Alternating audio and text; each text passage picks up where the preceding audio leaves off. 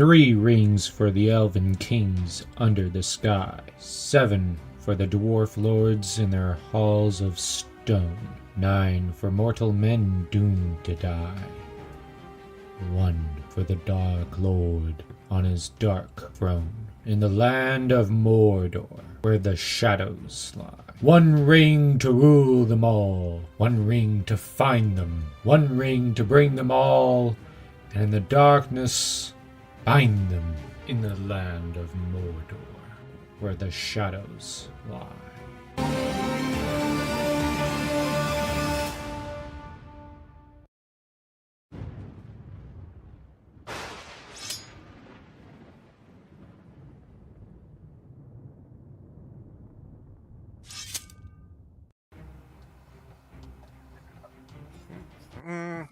Hey, Internet! It's Matt here with the Dorklords, along with the brothers Arda, who are apparently also playing nursemaid to a relative's dog, Cookie. Yeah, she's... Yeah, here she is. Oh, look at Cookie. Trying to Cookie's get the star her of the show to today. hold still. And we've got our dog here just also trying to cause trouble. So it's a little... the problem is they're getting along really well right now, but they're noisy about it. Fair enough. Fair enough. Mr. Pickles, a.k.a. Pippin, is lounging, asleep, as he tends to do. Oh, we got a lot of good folks here, commenters hanging out. So very, very cool. Yes. So welcome. As always, it's been a very busy time, I think, both for you and for me. I am actually on the other side of busitude, hoping to enjoy the holidays as they come up. Cookie's apparently interested too. So today we're talking about the first chapter of Book 2 of the Fellowship of the Ring, entitled Many Meetings. A quick summary of the chapter. At the end of the previous chapter, Frodo had been chased by the Nazgul, crossed the ford of Rivendell, witnessed a raging flood wipe out his pursuers before falling into unconsciousness from his Morgul wound. In the aptly named Many Meetings, he wakes up 4 days later. 4 days. I mean, that's okay. Having been saved by Elrond, he proceeds to meet and have conversations with Gandalf, his fellow hobbits, the dwarf Glowin, Aragorn, and Bilbo himself. And all of this is a prelude to the exposition-rich chapter, The Council of Elrond. With that short summary out of the way, Joe and Dan, feel free to take us through in more detail. Well, I'll just say you have a very odd way of saying best chapter, but is the next one that's coming up. But okay, exposition build is another good exposition. Yes, it's got a whole lot of stuff going in. In fact, we'll talk about it. We may actually even split the discussion of the Council of Elrond into two or three live streams, just because there's so much info to go through. But this one, I think we can cover this just fine today. So all right, we got this. I'm really excited for the next one. Sorry, it's I just need to get the comment out of the way. Elrond's Council is probably in my top 3 favorite chapters of Lord of the Rings ever. So Bridge and Khazad-dûm, it's the chapter that got me into reading the Fellowship of the Ring in the first place, because a friend of mine was anyway. When we get to that chapter, I'll talk about it more. But that's my favorite chapter. It definitely. And you got to host that one. That's okay. There we go. Yes, I do. But Frodo awakens, which he immediately notices he's not at sea anymore. Info dump. That's the best part. That's right. Thank you, Thomas. All right. Anyway, all right. Yes, he awakens. Yep. So he wakes up and he notices he's not in Kansas, but in some other place. And he's told he's in the house of Elrond. It is the morning of October the 24th, if you want to know. So he's been asleep for a few days, as you noticed. Well, as you noted. And, oh, wow, look at that. Beautiful art. Ted Naismith. Now, actually, here is also Tolkien himself did artwork for Rivendell, and that's Tolkien's version. So anyway, yeah, there we go. Nice. Beautiful. Tolkien was quite the painter and He artist. was. You know what? People don't give him the props for that, but he actually had an artist's eye for the works he was doing. Yeah, and Dan got me last year for Christmas. This past Christmas, the Tolkien, a calendar with all of Tolkien's art in it. I still have it. Ooh, very nice. Very nice. I love it. And I have gone through it quickly, but I want to go through it more slowly. Maybe I'll do that in a video. Anyways, the first thing Frodo notices about the voice is that it's Gandalf. Gandalf. And it has been too long since we last saw Gandalf, in my opinion. He is we can't say underrated or overrated because the fans adore him at the suitable level he deserves. He's just such a and I'm one of those people who thinks it was one of the best creative decisions to revive him because there's no such thing as too much Gandalf. Like, the story isn't the same without him. But apparently,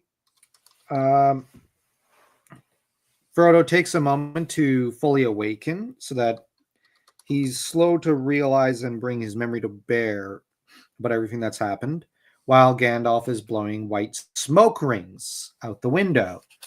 So he's polluting, which that's disapprove. I must say I disapprove. I couldn't resist that joke. I've been waiting a week for that one.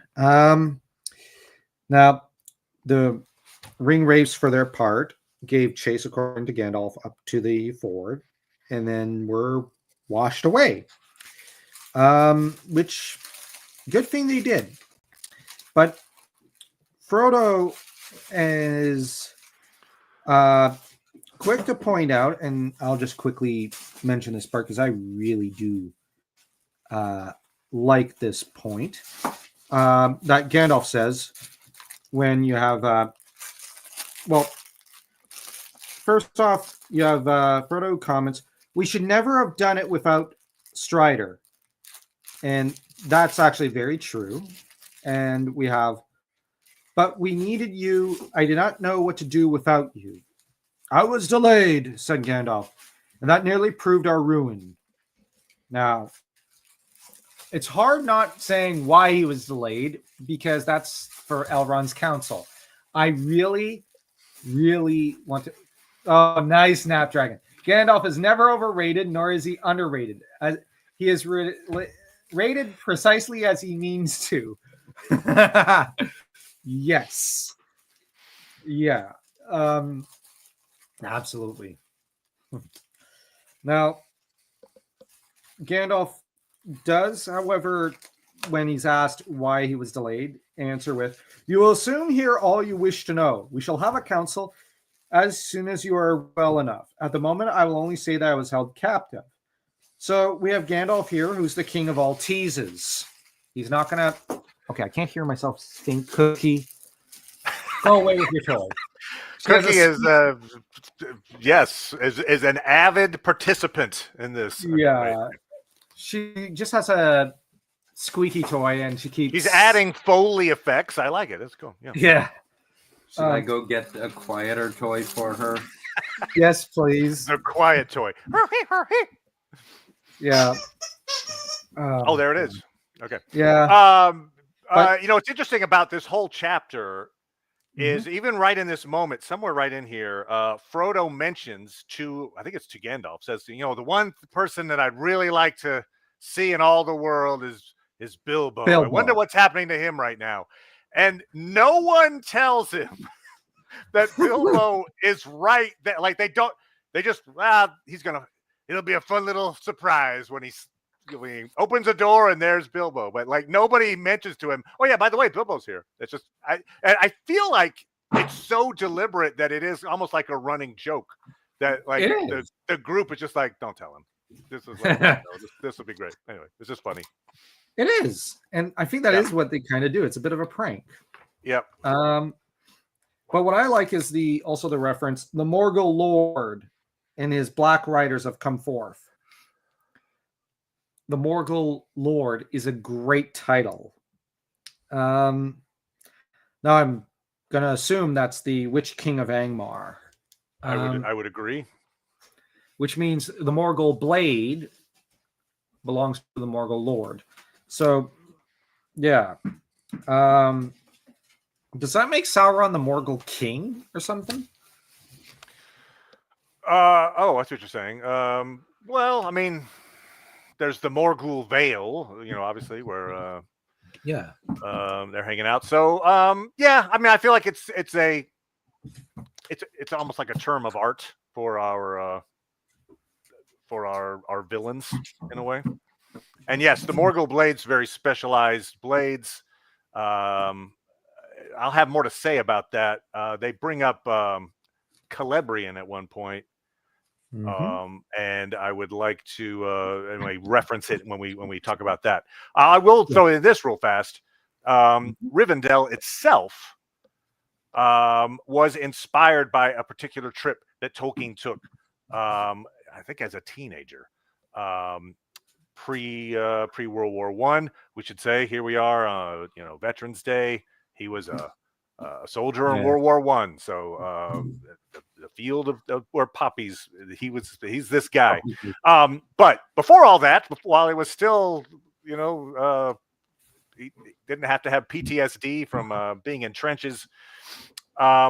He had this, as he put it, kind of an adventure where he went on a hike with 12 people in Switzerland.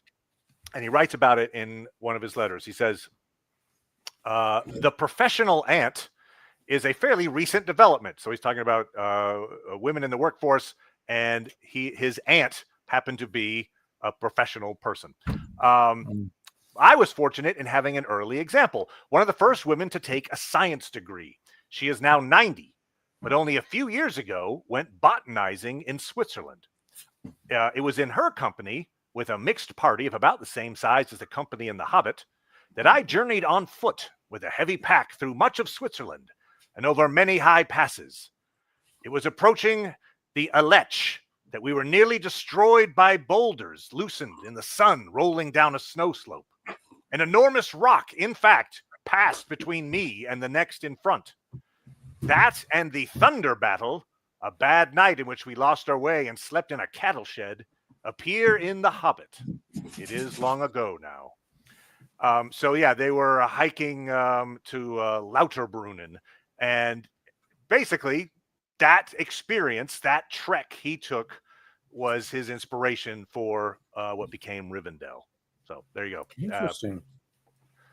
A Swiss region.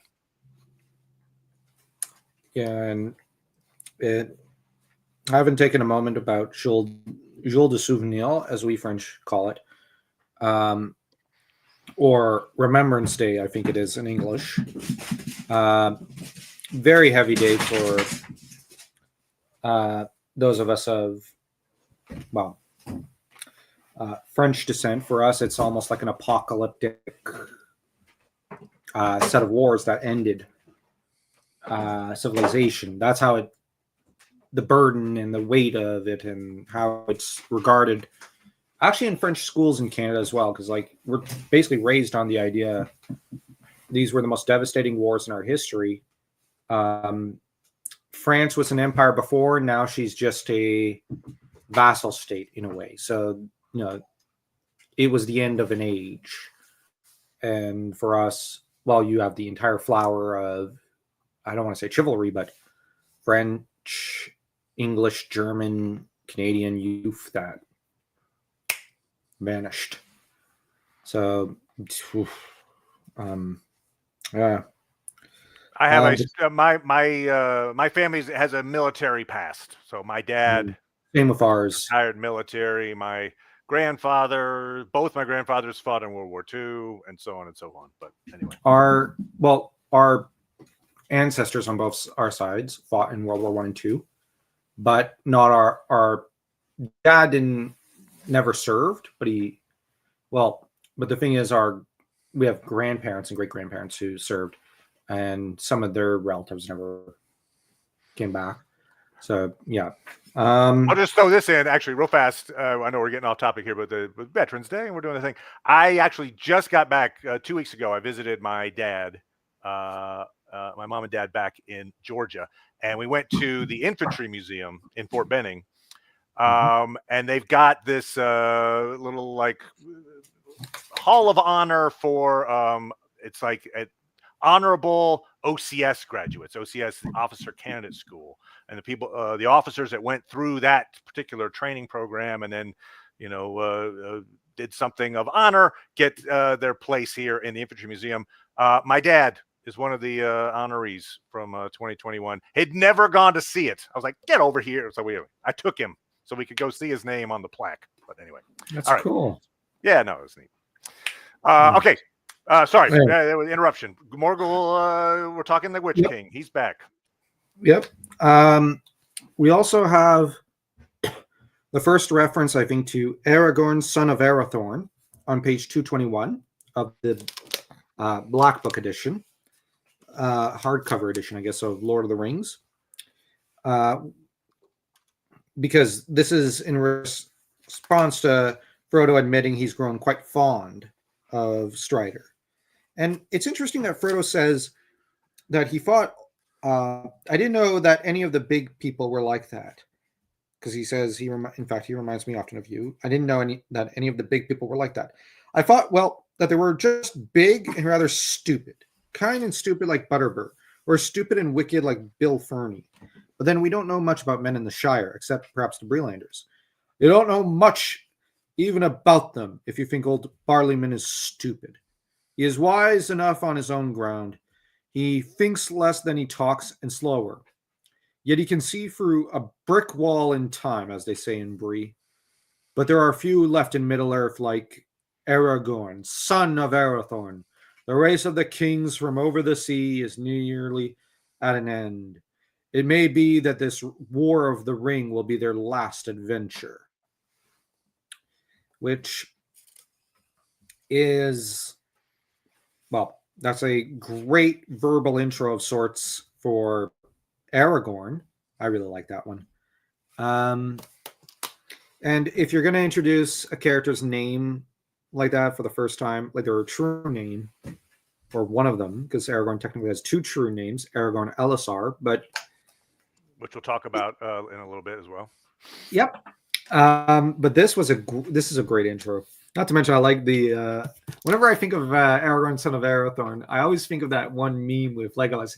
Aragorn, son of Arathorn, son of, going back all the way to Elros. That was like a year ago or something, and right, just this giant list. Yeah. It's like, and then you have Elrond. Oh, okay. Yeah. That's an easier title. Yeah. And the meme has Elrond, I think, going like this, face palming, because he's just like unnecessary. But I think it's a credit to Orlando Bloom's acting that he was able to, that he became a meme like that, because good actor. Oh, but, yeah, that was quality. But let's see. Do you really mean that's and this is where we do get some exposition. Do you really mean that Strider is one of the people of the old kings? I thought they had all vanished long ago. I thought he was only a ranger. Only a ranger? Cried Gandalf. My dear Frodo, that is just what the rangers are. The last remnant in the north of the great people, the men of the west. They have helped me before, and I shall need their help in the days to come. For we have reached Rivendell, but the ring is not yet at rest. Well noted, Mark. So he's saying, now he says there are a few left. During the council on Pelennor Fields, he says, there is many a great person among us, enough to lure Sauron out. So, yeah. He stands corrected. It's all relative. Few, when I say few, I mean, not enough now, but depending on the number, it'll be just enough. No, one could always look at it as he's not been to Gondor in a while, so he may not know the demographics half as well as someone else might. Hey, something I will point out as we talk about Frodo waking up 4 days later. We're going to find out that it was, in fact, Elrond who saved him. He had the point had broken off, and it was working its way to his heart. We forgot. Doesn't that sound like? I mean, what type of medicine was Elrond practicing? I guess is my point. Is it all magical? I mean, I feel like there was like surgery happening. Am I? Yeah, that's what I was crazy to thinking. think that?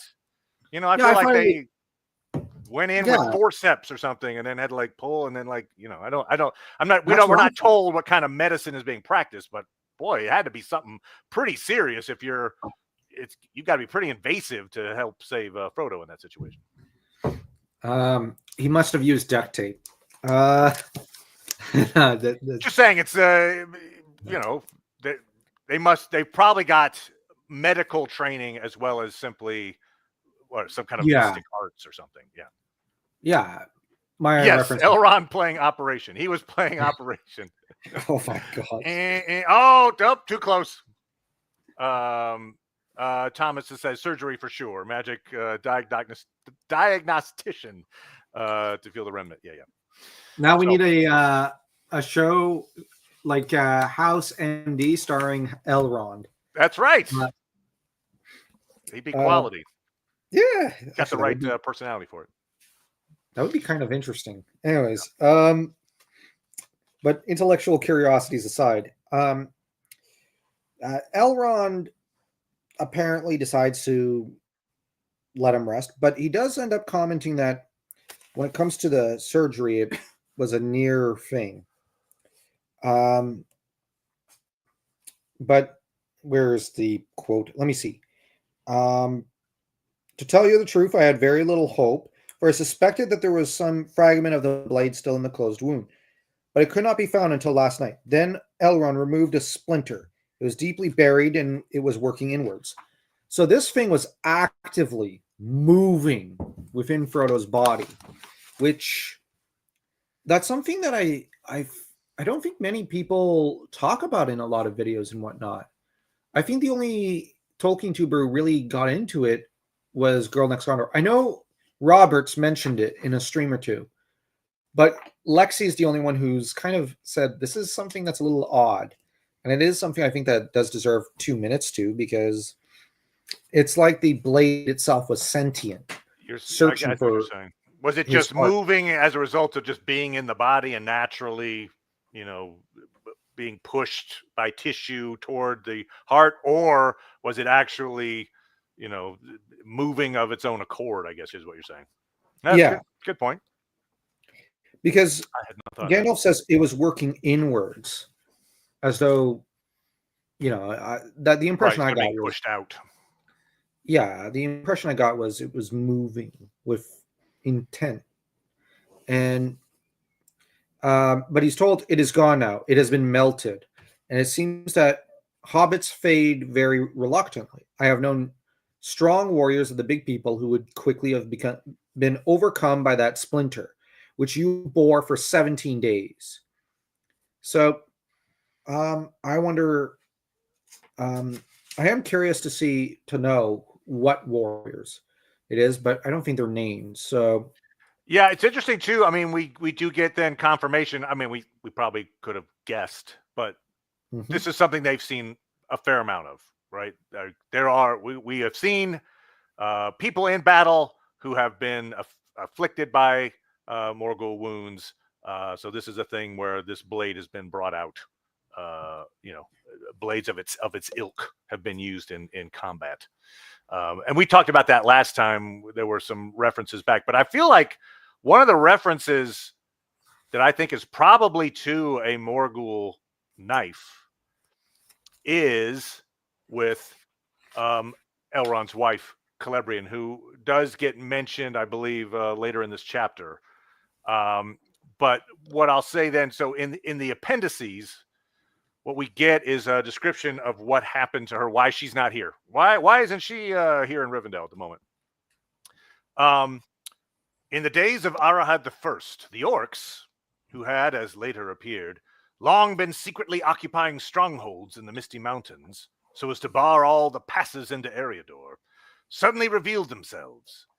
In 2509, Celebrian, wife of Elrond, was journeying to Lorien when she was waylaid in the Redhorn Pass, and her escort being scattered by the sudden assault of the orcs, she was seized and carried off. She was pursued and rescued by Elladan and Elrahir, but not before she had suffered torment and had received a poisoned wound. She was brought back to Imladris, and though healed in body by Elrond, lost all delight in Middle-earth, and the next year went to the Havens and passed over sea. So That was a Morgul wound. right, that's a Morgul wound. It feels like that's the poison wound. And it's interesting. So like Frodo, she gets a poison wound. She's rescued by her sons, in this case. She's rushed to Rivendell, to Elrond, who heals her physically. But like Frodo, within a year or so, she ends up heading west. So this is it's very analogous to what's just happened. I mean, Elrond maybe even is having some flashbacks to trying to work on his wife. You know, this is a very serious scenario. He must realize that the stakes that are involved, because he had to probably do surgery on his wife back in the day from the same type of injury. So, and just, you know, we'd get, because if you remember, it's not just the fact that you could make the case that Frodo being a ring bearer, that's why he went to the west. Yes. But we do get that quote from the Return of the King. Everything's happened. We're in the postlude, and you know, one evening Sam came into the study and found his master looking very strange. He was very pale, and his eyes seemed to see things far away. "What's the matter, Mr. Frodo?" said Sam. "I am wounded," he answered. "Wounded. It will never really heal." And it's on the anniversary of the day he was stabbed by this particular wound. So that wound has, you know, it has great weight to it. And it does make me think, you know, because that "I'm wounded, it will never really heal" sounds a lot like Celebrian's reaction to her injury. Right? She was like, "Hey, I've been poison wounded. I can't heal. I'm out. I'm going west." Yeah. If it's true that we get the idea that the Morgul, if he had succumbed, he would have become a wraith, theoretically under the control of the Witch King, hence essentially under control of Sauron. So Celebrian is captured by orcs. She's kidnapped. Orcs generally, I don't think, are going to have a bunch of Morgul blades. Those are very specialized weapons. It's not like every orc has a Morgul blade. So the fact that she's stabbed with one while in captivity but not killed, I think maybe that was done purposefully, basically to turn her into a wraith. Hey, look, what would be a greater weapon to us than to turn Elrond's wife into a wraith under our control? I have a feeling. And within Rivendell. Right. Anyway, just to say, I think there's more to that. There's an implied backstory to that wound and that kidnapping that, anyway, I think is there. It works. Yep. It's a brilliant point. But we now have Thomas mentions, he says, "I always thought it was a politely described sexual and physical assault rather than a Morgul type injury." I hear that, and you can make the case for that, Thomas. I do feel like in the case of Tolkien, that's not a thing that he doesn't really dwell in that arena very often, if ever. And given the fact that we do have a Morgul blade, and you could describe its wounds as poisoned wounds, I kind of feel like maybe that's more of what's happening in that scenario. But good point. I mean, yes, you can make that case. You can make that case. I was just going to say, well, it is a good case, but it doesn't mean that the Morgul wound may not have happened. Like that could have happened, and then the Morgul wound. I mean, she was the daughter of Galadriel and mother of Arwin, so she was very beautiful. And you know, she is all but the queen of Rivendell. So What the hell? Mark is bringing up the fact that Fredegar would have had a little itch, if anything, from Morgul Blade. Yeah, Fredegar would have then punched it, and it would have probably just shattered instantly. The Morgul Blade would have actually become a wraith under Fredegar's power. I think. Yes. That's why the Black Riders fled from Fredegar, from Fatty. But we also get the revelation that Elrond commanded the river, and that the river of this valley is under his power, and will rise in anger when he has great need to bar the ford. So, Elrond in the first book, that is to say, The Hobbit, is introduced as someone who's just host to the dwarves, to Thorin's company, and he's generally someone who encourages his people to just kind of mock, embarrass, and otherwise annoy Thorin and his company, and he himself kind of annoys Gandalf when he sees the Moonlighters before Gandalf does. But here we have confirmation he's not just a healer, he's not just a guy with a good sense of humor. He is capable of a terrifying amount of power, and he can command the seas themselves here. But you also get there a connection between him and and I'm blanking all of a sudden on the name of the Valar. Ulmo. Okay. I just remembered Ulmo. We have a connection between him and Ulmo, but we also, because Frodo dreamt of the sea, the waves of the sea earlier in the book, we have here a bit of an indirect connection between Frodo and Elrond through the sea. And, there's also Celebrian, like you commented. So there's something there, but I can't quite put my finger on it exactly. Eric is asking if Gandalf helped with the Gandalf pudding. does help. I think he did the flourishes of the horses.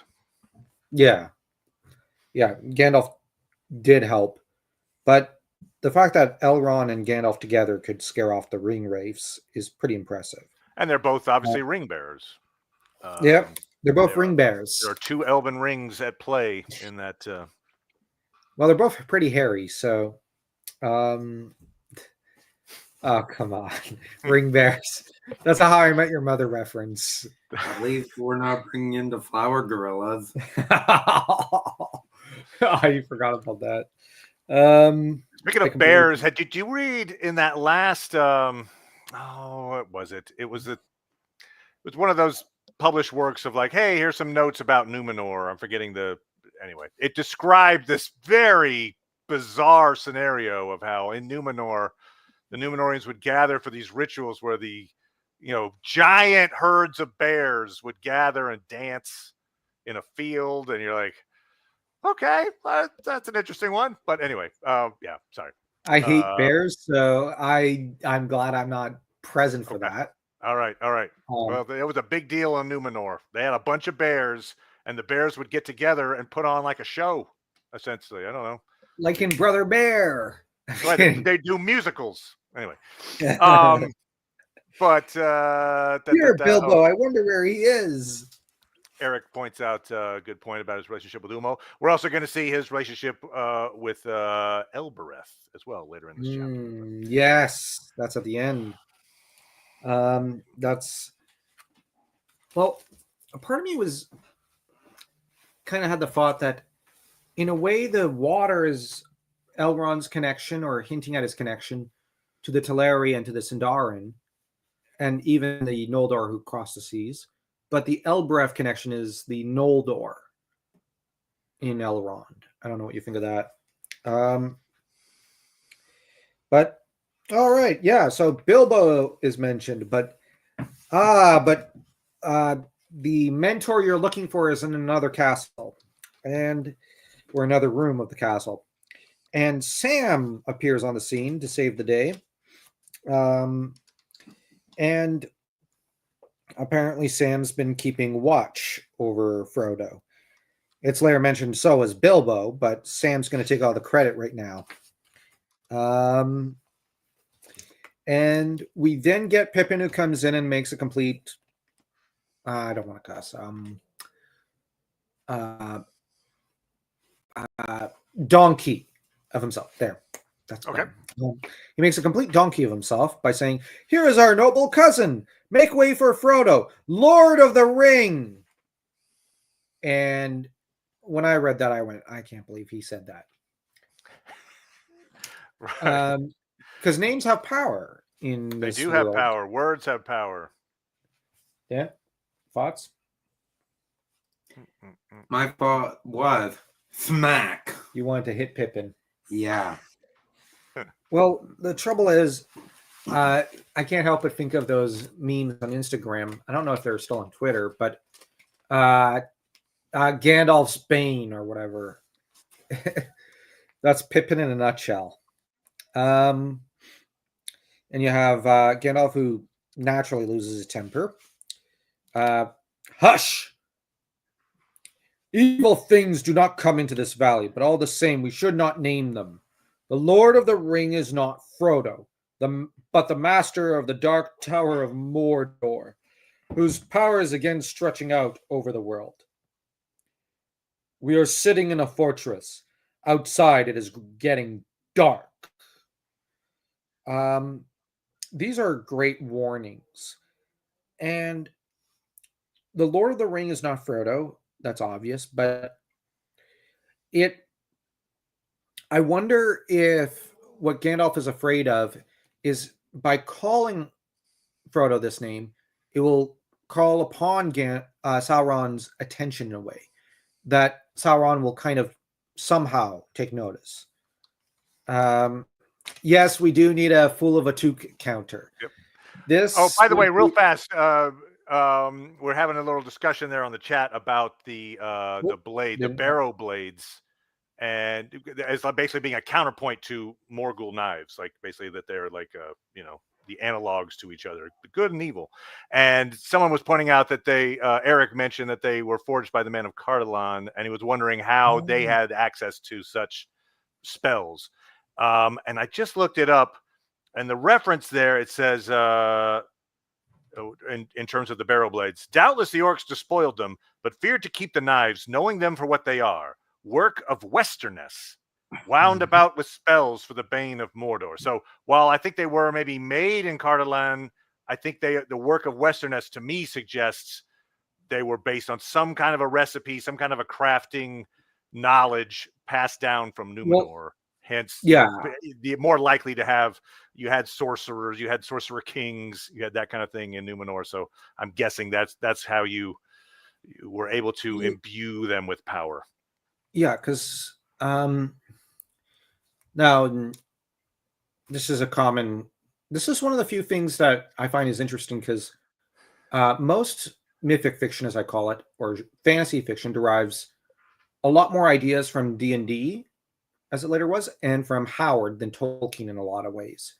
But this idea of secret blacksmithing arts of sorts, I'd argue, comes from, of course, Tolkien. And this seems to be what you just said. And yeah, Durin's Bane's Bane. So that's Pippin, right? So Durin's Bane's Bane would be Gandalf. Durin's Bane's Bane, Durin's Bane, whatever, is Pippin. There you go. Oh, Joe has a good point. What's the point of clarifying this? Yeah, fair point. Well, I'll just say that they're sitting in a fortress. Outside it is getting dark. But what my overall point here, just to do the TLDR thing, is Gandalf is in the role of Cassandra here, and Pippin is in the role of the Trojans. So that, he dismisses what Gandalf says. Gandalf has been saying many cheerful things like that. He thinks I need to keeping in order. This is kind of Pippin's okay boomer moment. And it goes about as well as it might ever get. So, yeah. But Pippin does point one thing out. I feel I could sing if I knew the right song for the occasion. because he's referencing how cheerful it is in Rivendell and how it's impossible to be depressed. And sure, but that doesn't mean you call upon Doom itself to come visit. Now, Sam, of course, likes the elves. I'm just scanning through my notes. Sure. See, I'll scan through my notes. But as we well. definitely need that counter. That Okay. full of a tooth counter. So we got the Frediger counter and the Pippin annoys Gandalf. Yep. All But right. Well, my notes coming up are all about the conversation with Glowin. So I've got a few notes for that. But go for it, sir. all right. Right. We've got also on, at least in my copy of Lord of the Rings, the first appearance of Arwen. We have the description. Let me just see. In the middle of the table, against the woven cloths upon the wall, there was a chair under a canopy, and there sat a lady fair to look upon. And now, real quick, a lady fair is an older medieval term, we all know, but I really like that Tolkien went back to such a term.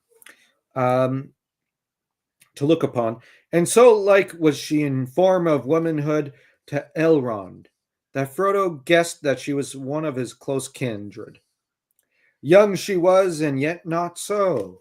The braids of her dark hair were touched by no frost.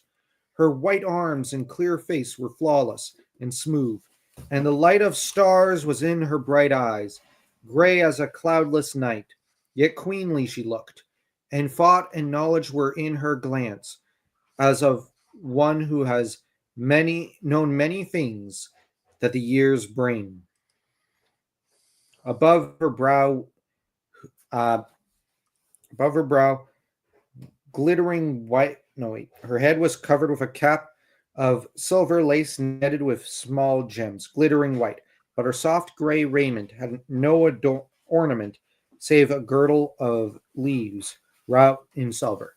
Now, a girdle was kind of a woman's belt for their dresses back in the day. I just felt that needed clarification because there's some people today who don't know what a girdle is. I used to assume that was common knowledge everyone knew, but because Dan and I were raised on medieval lit for all intents and purposes, and for lack of a better term, so we kind of assumed in our household everyone knows what a girdle is. It's not till I was an adult I realized no. All right, well, fair enough. All right. Yeah. But this is a beautiful drawing. I love this. Yeah, It's the best drawing of Arwen. Here in Rivendell, in fact. It's beautiful. Now, let me see. You've got where is it? Where does Frodo say it? Such loveliness. Oh, wait, that's on page 227, I believe. And let me see. Such loveliness in living thing. This strikes me as a weird typo here. Such loveliness in living thing. Isn't it such loveliness in a living thing? Like grammatically? So, okay, one more time. Say the quote as it appears. Such loveliness in living thing Frodo had never seen before nor imagined in his mind. So you're saying it's missing what the little article is what you're saying? Like, yeah. I'm wondering. Well, maybe it's just saying in living thing. I mean, I can imagine it's saying it's doing that work without using the word okay. in it, maybe still. I didn't know if it was a typo or I was wrong here. I highlighted it in my notes just to seek clarification. I think it sounds more poetic, maybe that way. I don't know. Like maybe. Okay, what does the chat think, actually? Oh, well, we get Aragorn outkicked his coverage on this one. All right, fair enough. Okay. He what was it? Looks foul but feels fair. I like this fairy. I abide by this fairy. Mary striking the Witch King with the barrel blade dispelled the Witch King's magic, made it more unlawful for anyone to kill him. Yes, I agree. I think that's actually fairly clear. I mean, I'm not going to say it's 100%, but I feel like that's pretty close to a done deal. And we get a dwarf, and not just any dwarf. Glowing, sadly. I wish it was Bomber. We get Glowing. Sorry, I love Bomber. All right, no, he's a good guy. I think too. Bomber lives quite long. I think he's anyway. He outlives a lot of his buddies. Yeah. But that's because he knew to just keep on eating till you couldn't be used. Well, you couldn't be deployed into military service. So, like, fair enough. You know, he's a glorified paperweight. Yeah, but he's playing 4K chess with the universe. You can't deploy a guy who can't walk. Eh? Joking. I couldn't resist that joke. But Glowing, it's an interesting choice because he doesn't really capture the attention in the Hobbit, but he's outshined by his, I'll just say, brilliant son Gimli. I really like Gimli. Bomber had no cholesterol issues. Of course not. He ate his way past them. Bomber and Frediger definitely, had a friendly competition going. Well, yeah, but Bomber would have won, and did win. All right, fair enough. Because he never got skinny. Another thing, did no dwarves from the company visit Bilbo while Frodo was already living with Bilbo? I kind of had the impression some of them did. I think they did. I mean, they were definitely traveling that road, and some of them, in fact, stopped in the Shire. So I would think some of them stopped in Rivendell as well, if I had to guess. But not Glowing. Glowing did not. So, and we learn. I mean, well, I'll talk about it here. We don't learn necessarily the fate of these dwarves yet, but I'm going to spoil it because that's what we're doing here. When we talk about Balin leading, we hear that Balin led this group to go and retake Khazad-dûm here, and in fact, it's their lack of hearing from that group that is the inspiration for Glowin to show up. Is one of the reasons he shows up, in fact. Anyway, so. Yep, and we hear of Grimbeorn, the old son of Beorn, and is now lord of many sturdy men. And just to point that out, because I was always a little confused on that. So Beorn's son is Grimbeorn, and he's the leader of the Beornings. But I think it's pretty clear that the Beornings are essentially Northmen. It's not that they all have the power to shape change into bears, which I know you're a big fan of bears, apparently. So, only Beorn and his kin. So Beorn and Grimbeorn, shape changers. The Beornings, just Northmen who followed the shape changers. And this is hearkening back to some of the Nordic myths. I think where Sigmundur and his eldest son, I'm not even going to bother trying to say his name. I can't pronounce it right. They shape changed at one point, I think, into wolves. And it was bears in some versions, wolves in others, in the Volsung saga. So this is a great, once again, like in The Hobbit, it's a great reference to Nordic stories. But yeah, they are valiant men, as it's read here, and keep open the high pass in the ford of Carrock. And I believe Carrock is a region in Scotland. So nice little nod there. Well, Carrock at one point, I won't even get into Scottish history. I'll be going on about hours. That comes up in The Hobbit as well. It's where the eagles take them to the Carrock and all that. Yeah.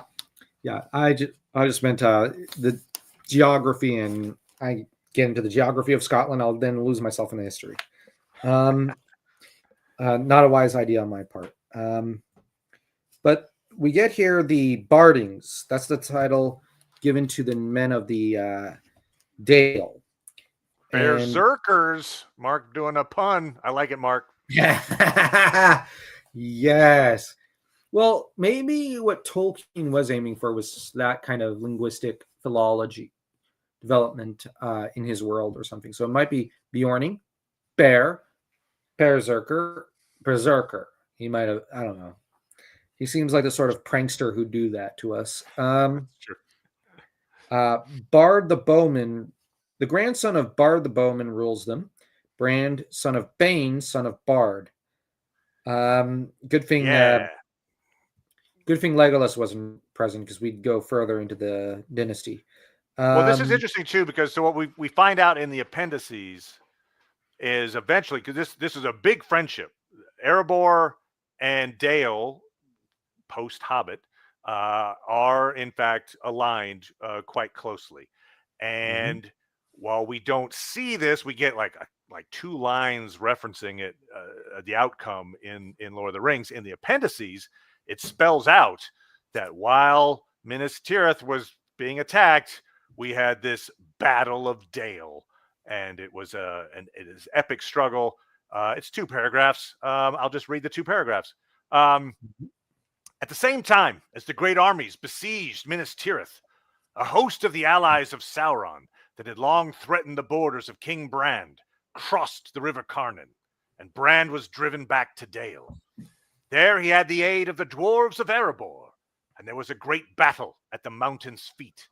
It lasted 3 days, but in the end, both King Brand and King Dane Ironfoot were slain, and the Easterlings had the victory.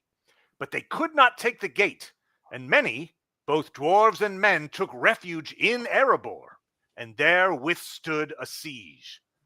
When news came of the great victories in the south, then Sauron's northern army was filled with dismay, and the besieged came forth and routed them, and the remnant fled into the east and troubled Dale no more. Then Bard the Second, Bran's son, became king in Dale, and Thorin the Third, Stonehelm, Dane's son, became king under the mountain. They sent their ambassadors to the crowning of King Elisar, and their realms remained as long as they lasted, in friendship with Gondor, and they were under the crown and protection of the King of the West. So anyway, you get this. Thorin and Bard. Yep. Tolkien's not even being subtle. So but yeah, these references back to the Hobbit, and then this relationship that was forged in the Hobbit, really comes to a head there in the critical days at the end of the War of the Ring. And we also learned that of the 10 companions who had survived the Battle of the Five Armies, 7 are still with Dane. Dwalin, Gloin, Dori, Nori, Bifur, Bofer, and Bomber, the most important.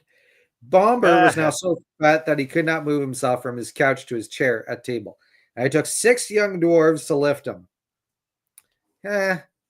He slimmed down a little.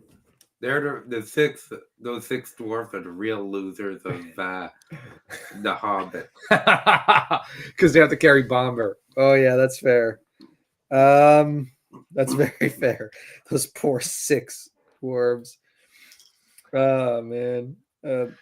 Well, so we get this. They're kind of reliving like who amongst the group from the Hobbits, what are they doing these days? And so with Balin, we obviously eventually know that Balin perished.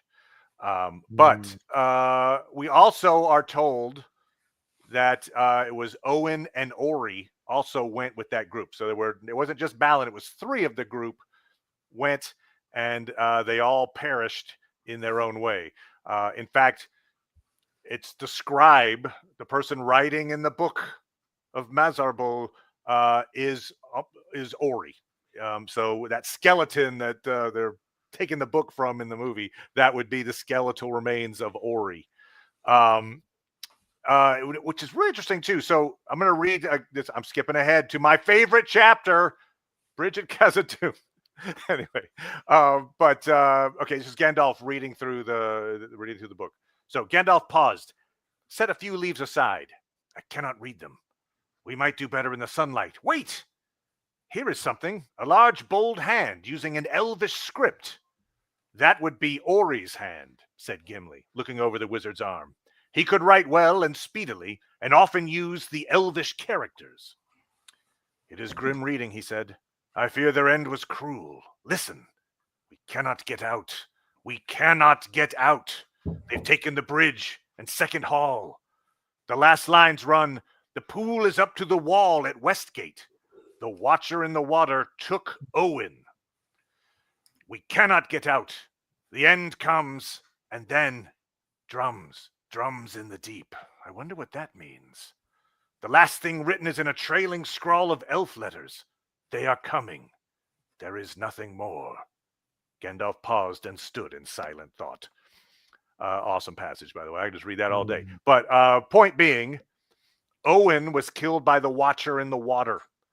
So his remnants, his armor, whatever, must be like just a few feet away from them when they enter Moria through that gate. Ori obviously is killed there at the tomb, at Balin's tomb. And the fact that he's writing an Elvish script, it's interesting because, and then the last few letters are he says it's a trailing elf letters. I think he's writing in Elvish in that moment because it's faster. You can write in Elvish a lot faster than you can do Dwarven runes. So he's trying to write in the moment. We're about to be attacked, and so he's just basically scrawling it in Elvish because he knows Elvish. Anyway, it's a terrifying outcome for our heroes from The Hobbit. Mm-hmm. They should have just said the first part of Nori's name when they were dispatched there. Well, when they went there, they should have just said no. No. But yeah, that passage is, well, Tolkien had a hidden horror writer in him, as Lexi once said. Yeah. No, I get that. Yeah, but we then get introduced to the Hall of Fire. I love that term, the Hall of Fire. Yeah, that has a lot of meaning in my mind as well. But go for you. Give your verbiage, and then I'll describe it as well. Well, I think of in old Anglo-Saxon and Nordic halls, you had the fireplace in the center of a lot of dining halls or feast halls or mead halls, as they're also called. And well, my ancestors were Celtic and French, but my Celtic ancestors of Ireland and Scotland had these large halls we'd call them mead halls. I think of that sort of thing where the fireplace is in the middle. There's that, I guess, window above, I guess you could say a chimney, and smoke will go through it. And I think of men telling tales, singing songs, and whatnot. Yeah, what I find interesting is we have this. So it's a fireplace. It's always lit. It's this place for the elves to meet and revel, or have moments of quiet contemplation. So it's like a positive, life-affirming, social locale. It's a central locale that has a lot of positive meaning for the elves, and it's where Frodo goes the day before the Fellowship is formed at the Council of Elrond. And I think you have to bookend this Hall of Fire with its corrupted analog, Samath Naur, the Chambers of Fire in Mount Doom, where Frodo ends his quest. So it's just a suggestion maybe that fire can be harnessed for multiple purposes, depending on the morality of the wielder. But so you have fire being used in this positive context to start the quest, and by the end, he's having to face the Chambers of Fire to destroy the ring. And so I feel like there's a very intentional bookending. Yeah. Of the... I guess my impression was of the Anglo-Saxon halls like Beowulf. Oh, I agree. I think it's both, right? I think he's using that fireplace, but he's also using it as a literary device to say, the Elves Hall of Fire, a lot different. from Sauron's Hall of Fire. It's nice. It's cozy. Sauron's is horrifying. It's dark. It's like volcano. Tolkien, like you said, it's like Tolkien takes the same hall and inverts it. He takes it from a place of warmth and beauty and dreaminess into a place of nightmares and shadows. Well, where the shadows lie. Indeed. You then get they then kick away a local drunk bum, Bilbo. You can resist that. Barney. I've been waiting an entire week to say that joke. In one way, you're both winners. In another, more accurate way, Barney's the winner. It's one of my favorite lines from The Simpsons, but okay. I'm not even a yes, how can there be a Hall of Fire without Círdan being there? Good point. We got the Ring of Fire, of course, as well. But the Ring of Fire did find its way to the Hall of Fire. Take care, Eric. Oh, that's farewell, a greeting. Eric. If I was a farewell for a minute. Oh no, he's saying hello to. Yeah. I misunderstood it. It's a bienvenue in French. I just noticed it. My brain's half asleep at this point. Daylight savings time. I'm still getting used to it. Reunion with Bilbo. Yeah. And we get the awesome scene of. This is a scene which I really like with Bilbo, where you have the ring that's shown. Where is it? I want to find the actual passage. Let me check my notes. I really like this scene. Here it is. 232 of the edition I have. Now, you have this is where Bilbo put out his hand, but Frodo quickly drew back the ring. To his distress and amazement, he found that he was no longer looking at Bilbo. A shadow seemed to have fallen between them, and through it, he found himself eyeing a little wrinkled creature with a hungry face and bony, groping hands. He felt a desire to strike him. Now, what I wondered about here was a matter of, is Frodo a reliable narrator? Exactly. Okay. Like, I had two impressions here. Yes, you have the groping, like the over-exaggerated thing from Peter Jackson's movie. You know what I mean? Which was a good way of handling it. Right. I have a lot of nitpicks about the Jackson movies, but that scene, yeah, it's a great way of doing it. But like, I have no complaints about that scene. But what I think, at least from the Bilbo angle, what I think was a failure on his part was the Frodo element. Frodo is not a reliable narrator here because, he wants the ring just as badly as Bilbo does, except Frodo has the ring. But what I wondered, the second thought I had was, did a shadow really fully come over Bilbo? Or is that Frodo's impression? Because the ring is influencing his thoughts and how he perceives things at times. So I just wondered, but I know for a fact Bilbo did freak out and go, ooh, precious. But we must never forget he felt a desire to strike him. So Frodo suddenly he didn't seem to, it's like he doesn't fully recognize Bilbo, but it's not just that. The lack of recognition is to the point where he wants to strike Bilbo. I get you. Right. You could focus on it as Peter Jackson does from Bilbo's point of view. Oh, I have been, momentarily overcome by the urge to take the ring again. But from Frodo's standpoint of, I ain't giving it to you, like that impulse of you are now a threat to me in this moment, is definitely an effect on Frodo as well.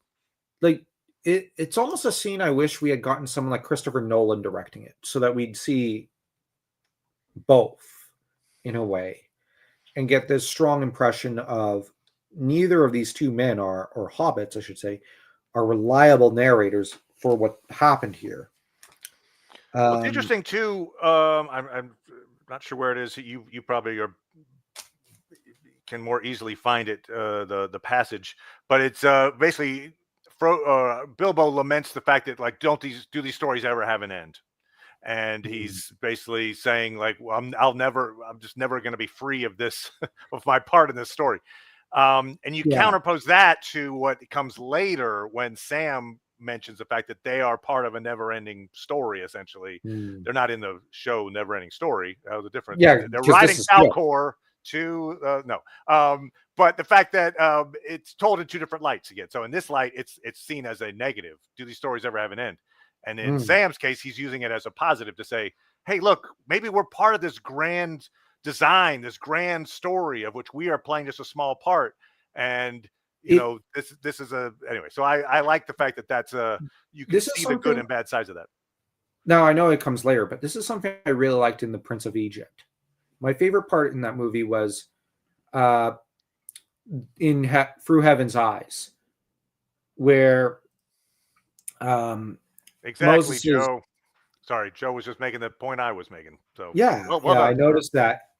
But in there, what Moses' future father-in-law says is, "How can you say you have nothing? Or you contribute nothing? You are but one thread in the tapestry. What does one thread know about the whole design? And you must look at yourself and at your life through heaven's eyes. You must look at the whole picture." And that's kind of what Sam points out later. It seems overcast right now. It's shadowed right now, but the shadow will pass. And with that scene, that's what you guys are thinking of, I think. And that's the thing. Like, I think there's a lot of writers of today who are influenced by these two moments. Do stories ever have an ending? And then later, it's one of the great. Well, Tolkien almost only ever has great moments in Lord of the Rings. It's one of those great things he kind of juxtaposes with each other. And he does this continuously in this novel. I love that. Well, what's not to love about this book? Well, actually, okay. I wish Tolkien was more descriptive, but I'm joking. I couldn't resist that. Right. He's not quite descriptive enough. That's always been a downfall of... But I like how you also have Bilbo, who says when he sees Aragorn, Dunedain. And you have Frodo, Strider. You seem to have a lot of names. Well, Strider is one that I haven't heard before anyway. What do you call him that for? They call him that in Bree. They call me that in Bree, said Strider, laughing. And that is how I was introduced to him. And why do you call him Dunedain? The Dunedain, said Bilbo. He is often called that here. But I thought you knew enough Elvish, at least, to know Dunedain, man of the West, Númenorian. So we get here also the impression Frodo's kind of rusty on his Elvish, and that, well, clearly, Aragorn's got a lot of names. Well, he's got to catch up to Turin Turambar for names, so yeah. Well, I mean, if you look at like Sauron's list of names, you just keep going. Tick, tick, tick, tick, tick, tick, tick, tick, tick. Yeah, Sauron's best name though is Gorthor. All right, fair enough. Actually, we'll call him that for the rest of the book. All right, for the rest of the book. Gorthor's Bane. Okay, who's also known as Pippin. Okay. Yeah. Gandalf's Bane. We'll just read this book or do these videos and use the characters' alternative names from now on. Okay. Shelob's Bane ends up apparently falling asleep in this scene. And we then get this song. I love this one. This one's long though. It's a long one. I wouldn't say we need to read the entire song. I mean, but maybe just to get the meter of it. I could do the first verse if you want me to do the first verse. Okay, then we'll do the next one for the rest of this, and from there the next one, and then no, we always end up doing the whole darn thing. Do these poems ever have an end? Oh no, sorry. Okay, Mr. Matt, we're part of a never-ending poem. I'm kidding. I will say this, like it's obvious to me now that this poem is about Yarendil a la Elrond's father. But I feel like the first time when I read this, when I was, whatever, 10, 11, 12, I don't think I got that. I think it took like the second or third reading before I was like, oh, oh, okay, it's Elrond's father. I mean, it holds such extra weight that he's doing a song about, and there's a reference to it later where there's like, it's pretty cheeky of Bilbo to write a song about Elrond's dad and like sing it here. Anyway, but I didn't get that at the time when the very first time I read this. I think I kind of went over my head. If you consider it cheekiness, isn't it a cheeky response to Elrond getting cheeky with the dwarves and Bilbo in The Hobbit? Right, great point. Yeah. Yarendil was a mariner that tarried in Arvernian. He built a boat of timber-felled in Nimbrethil to journey in. Her sails he wove of silver fair, of silver were her lanterns made. Her prow he fashioned like a swan, and light upon her banners laid. So there's a jauntiness to it that has a kind of a tavern song kind of feel to it. But it tells the story of the First Age in a way, or the end of it. Yeah. And if anyone would know about tavern songs, it's Tolkien. Yeah. Anyway, just to say that you have to be paying pretty close attention to realize what that song is about.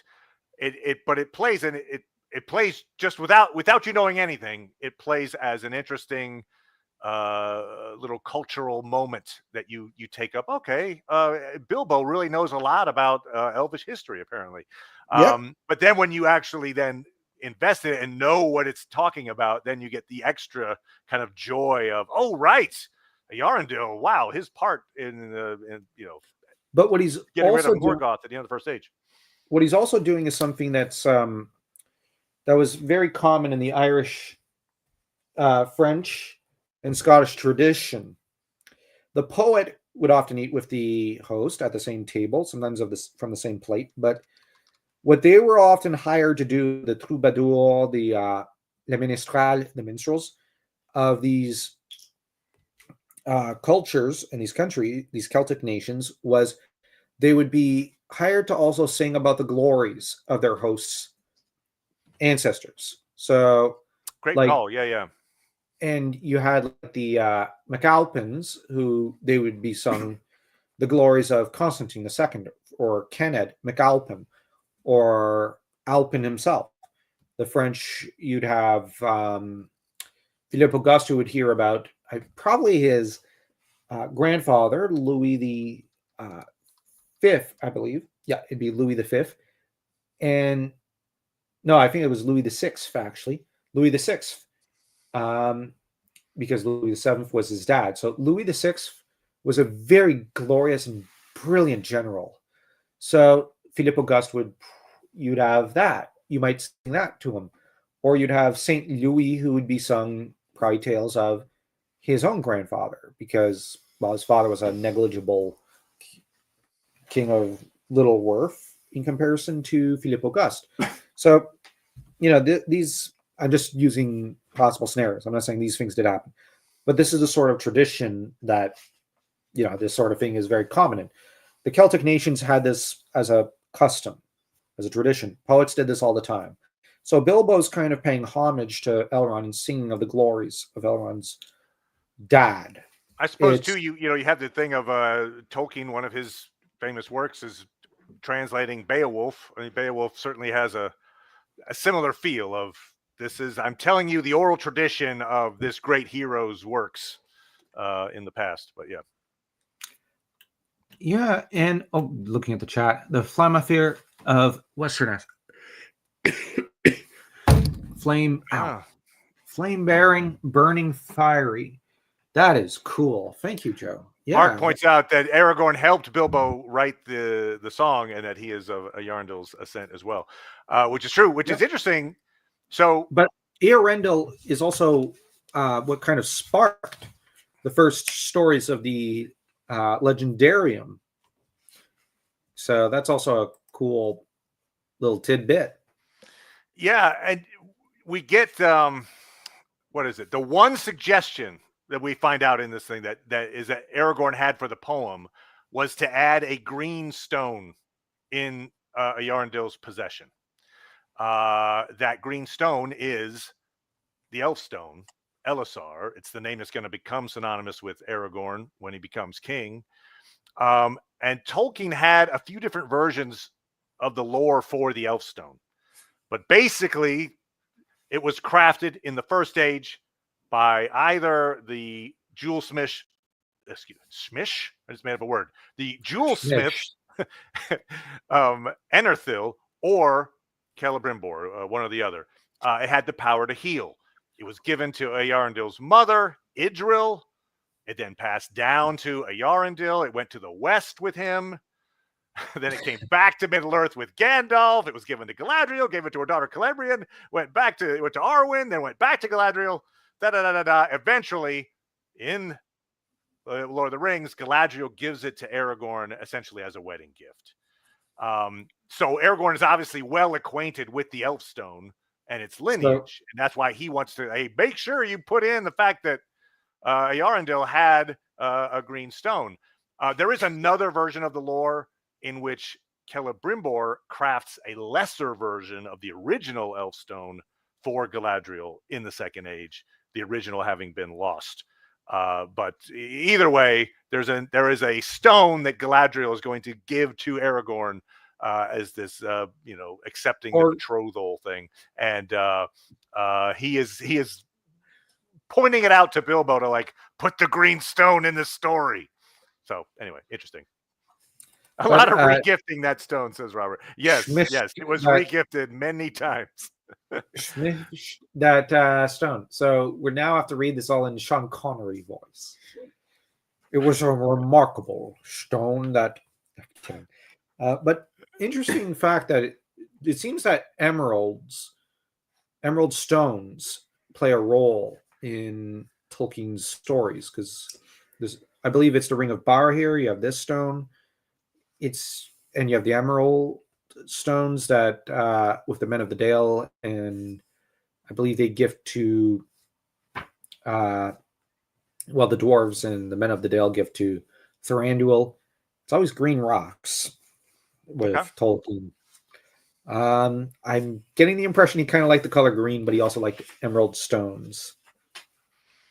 Well, green has that sense of the power of life, the power of, I think, nature. Fertility. Fact, yeah. So, it has a life-affirming kind of effect on it.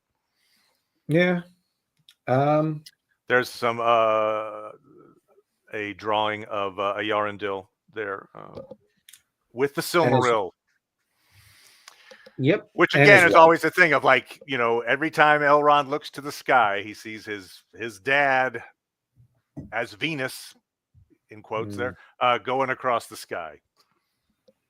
Which is what comes about here with this poem when then Elrond tells a poem, which is only in Elvish. It gets it's been translated by nerds such as ourselves.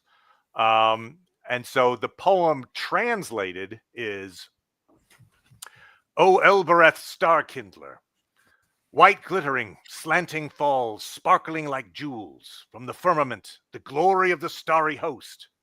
Having gazed afar into remote distance, from the tree-tangled midlands, ever white, to thee I will chant, on this side of the ocean, here, on this side of the great ocean." And so, having just heard this song about his father flying through the heavens as a star, Elrond sings a song to Elbereth, Varda, Starkindler, and the stars in the sky. So he's taking this knowledge that his father is one of these stars, and he sings this song. I'm interested in the line where it says, the translation being, "Having gazed afar into remote distance from the tree-tangled midlands." Now, that could simply be Elrond here in Middle-earth is gazing up at the stars in the sky and equating them to Varda.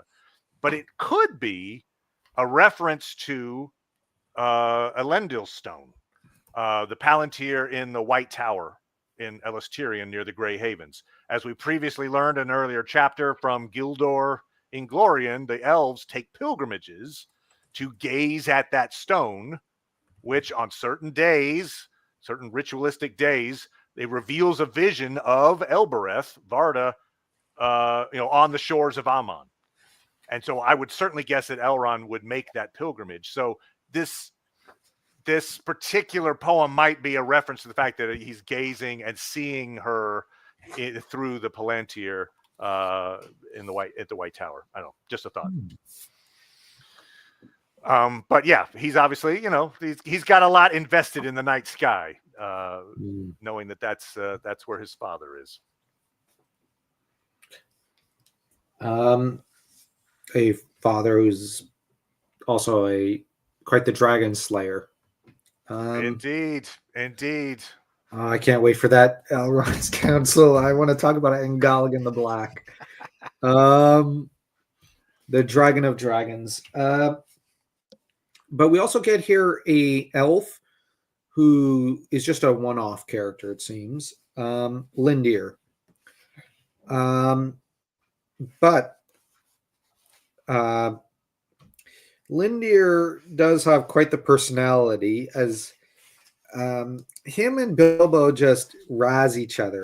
And this is really funny. Now we had better have at it again, said an elf. Bilbo got up and bowed. I am flattered, Lindir, but it would be too tiring to repeat it all. Not too tiring for you. You know you are never tired of reciting your own verses. But really, we cannot answer your question at one hearing. What? You can't tell which parts were mine and which were the Dunedain's? It is not easy for us to tell the difference between two mortals. Nonsense, Lindir. If you can't distinguish between a man and a hobbit, your judgment is poorer than I imagined. They're as different as peas and apples. Maybe. To sheep, other sheep no doubt appear different, or to shepherds. But mortals have not been our study. We have other business. Now, I just get the feeling that they're just razzing each other and teasing. Yeah, but that is an interesting idea. The point that the elves aren't, we don't really pay attention to you guys. We're looking past you, essentially. But that's interesting. But you're right. Well, you could be saying it in a taunting context. Yeah. I think Lindir actually liked the poem. He's just fishing for an excuse to listen to it a second time. I think he knows which parts were Aragorn's ideas and which ones were Bilbo's. I think he knows. I actually think the elves can tell the difference between a Númenórean's poem and a Hobbit's poem. But I think he just wants to hear it again because he really liked it. But he's just trying to be a bit of a... right, he can't just admit, hey, I really like that poem. Would you mind reading it again? He could. How do I put it? In French, we have a term taquineur, which is to say a great tease, where it's mostly men who do this, where they rouse, they rouse you. It's to taquin. They're being taquineur. They just keep teasing and teasing and teasing. Just to get a rise out of that. Yeah, they're just trying to get you all red in the face and then just to laugh. This is actually a very common thing. I don't know if other cultures or other peoples do this. Well, as Thomas here says, he says he was busting Bilbo's shoes. I think it was out of pure affection. So that's exactly what it is. It is like we have an uncle who does that every time we go for Christmas. Our grandmother does the same thing. So this is honest. I don't know if this is something that everyone does, but in our family, I think there's a certain tradition of that. Yeah, I got you. Yes. Okay. Yes. Thomas confesses I do it. Yeah. I have to admit I do it as well. But in French, we have a term called taquineur or taquineurs because, female. But taquineur is the common term, or to taquin, like you're teasing. But it's like you're busting people's chops, but you're affectionate about it. That's what it kind of is. But it's very affectionate. Well, like for instance, Thanksgiving. We always had the Thanksgiving dinner, and you get the family together. And there was a particular Thanksgiving before I was born, I think, even when what would be my aunt Linda hosted Thanksgiving for the first time, and all the family came to Aunt Linda's place, and she had gotten like a new oven for the purpose of doing the turkey, and instead of cooking the turkey, she set the oven to clean, and so you couldn't you can't undo the cleaning once it starts. So basically she had to let it run the cycle, and it just, I mean, the turkey was just a black goo by the time it was done. It was basically she basically threw it into Mount Doom and then brought it back. And so from then on, as you would put it, this little teasing, every Thanksgiving it was like, oh, this turkey isn't cooked quite as well as Aunt Linda's turkey that year. Anyway, but everybody they weren't being jerks to Aunt Linda, but it became the thing to talk about. That time when Aunt Linda cleaned the turkey. Basically, yeah. So there you go. Yeah, did the turkey. And we have Arwin, who makes another surprise appearance. Doing a Christmas Vacation reference, but yeah, okay. Anyone with a dry turkey? Yeah. But we have Arwen, who makes another appearance, and she's apparently, she was speaking with Aragorn, who is now dressed as a elvish warrior, it seems, in elven mail, and a star shown on his breast. So obviously they were getting a moment or two together, right. This is where we're seeing that they have feelings for each other. We haven't really seen that so far in the book per se, but here we're saying, oh, okay, here in Rivendell, when they have time to breathe, they actually like each other. Yeah. And of course it's Dad's chaperoning. Right. Yeah, like and sorry, I'm just looking something up for later just in case. But anyways, we have then, the fact that Elrond is dressed as a elvish warrior is important because, Dunedain. But we got the reference to Elbereth, and come to think of it, with Aragorn dressed with a star on his breast, maybe Elbereth, we're supposed to think of Aragorn here, rather than, Elrond. But Elrond, it's undeniable that we can't help but think of the connection, because it's a much closer connection. Mm-hmm. And we also have to comment about how Arwen is robbing the cradle by many generations. Slightly older, a tad older. Yeah, and as what was it? One person I knew in Quebec said to me about Lord of the Rings, regarding Arwen and Aragorn. Yeah, and the English comment about us French liking older women, it's nothing compared to them, and that'd be the rough translation. So, it applies. We get this comment.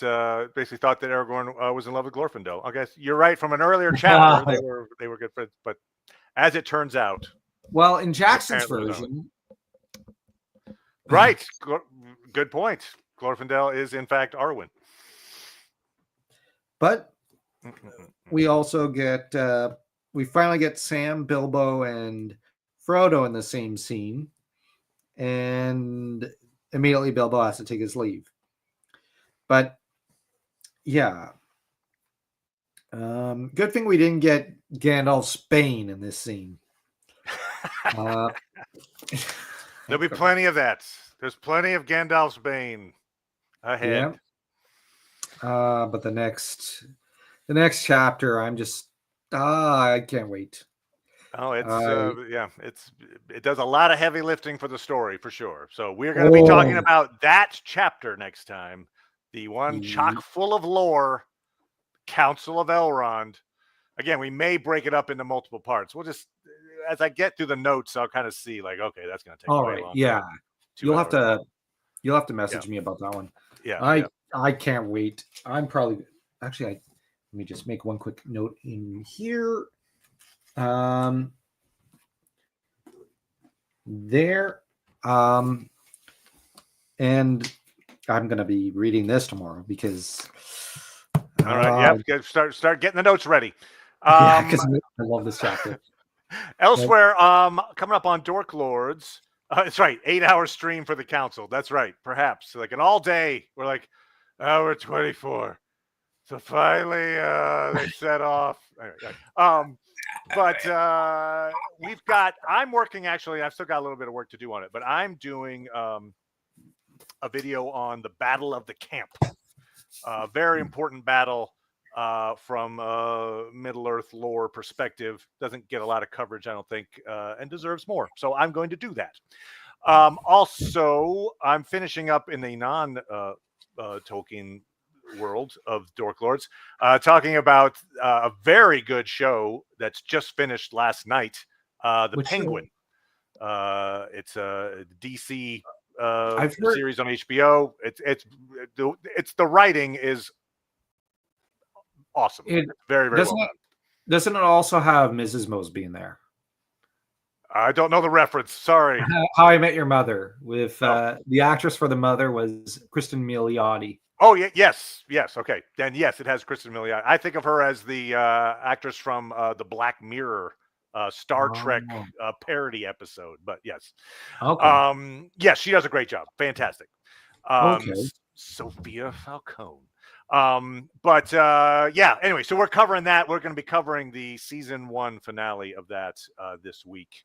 I've not seen that show. So anyway, how is it? Any good? Oh yeah, no, it's fantastic. It's really really good. Worth your time. Okay. So what's happening on the Brothers channels, good sirs? Well, for Brothers Arda, it's because on Substack I've been writing a lot of. I got encouraged to do some Hobbit commentaries. Just go through the text and write like 5-6 page essays on every section, and I just made it to chapter 2. So, and I've been starting to turn those into video format so people can enjoy that. And I'm going to be I'm going to be continuing something similar I was doing for the Silmarillion. And I'm hoping in the next 2 weeks to get the next Silmarillion podcast up because it's been too long since we had that. Brothers Hiborian, I'm going to be looking at some Conan comics again because it's been a little while. And Brothers Kryn, I'm going to be looking over and analyzing some of the stuff that a friend did for a video for for a crowdfund I'm doing because I'm trying to raise up the funds to publish a book because I have a bit of for the brothers. Yeah. But go ahead. Yes, you're crowdfunding for the book. Yeah, because it's it's a publishing deal where I got a bit of a half deal, so they'll be doing covering most of the publishing, but they expect me to cover about $7,000, but they're willing to give me I'd have to cover at least half the costs for the first down payment. But this is kind of when I try talking to various publishers throughout the business in the business industry, this is the sort of deal that's getting to be very, very, very common. Okay. So like in other words, they front a certain percentage of the cost, but they expect you to front some of the percentage as well. Yeah. It used to be that they would cover everything and they give you an advance, but the industry is currently changing. So companies that didn't used to do this are now doing it this way. And this is a pretty well-sized publishing house. I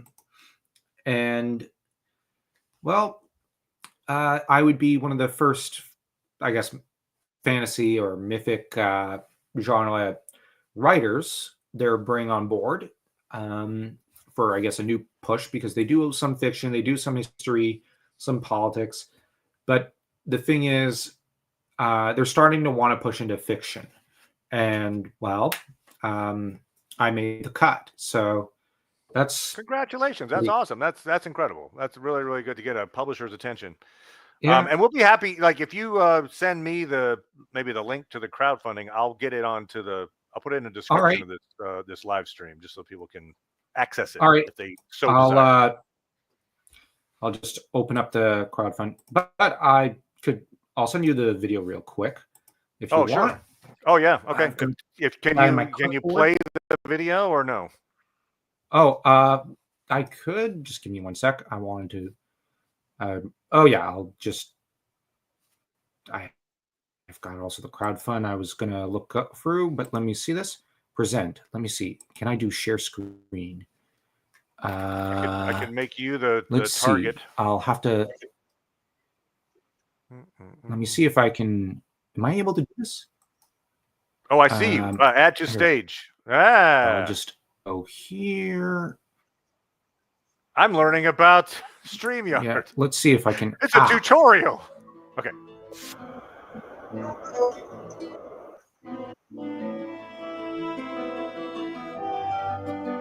Oh, very nice.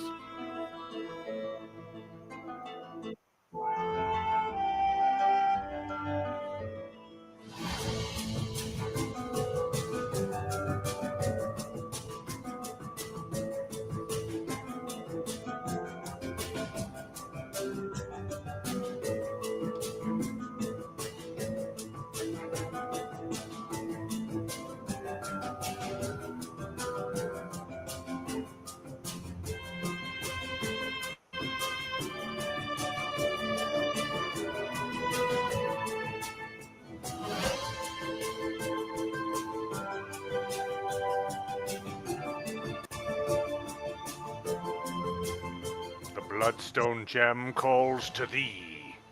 I like it. Sweet. Very nice. Very nice. Well, yeah, awesome. Okay. Good luck with that. My friend, that enterprise. Yeah, I was just gonna comment. My friend ended up doing this. He's the one I tend to do. Well, Dan and I tend to do the Hour of the Dragon and other Conan book clubs, like we do with you, except for Robert E. Howard's work. I got you. Yeah. Very nice guy, but he's obviously far more skilled at this video business than I am. So it's always good to have talented friends. Yeah, that's awesome. Currently, send the link, and I'll get that in the description for sure. But otherwise, we'll be back talking about the Council of Elrond, that chapter. Same book, same people, same chapter. I mean, that's right. No, actually, we'll be able to do that. We'll be able to do that in a few streams from now, because if we break it up into pieces, same books, same authors. Sorry. So thank you everybody out there for joining us. Really appreciate it. Great crowd again this time. I know we had switched the time of this thing a few different times, so I wasn't sure people would be jumping in to follow us, and they did. So thank you out there for helping make this fun and silly and appropriate podcast. Many thanks to the brothers, and we'll see everybody next time. Bye.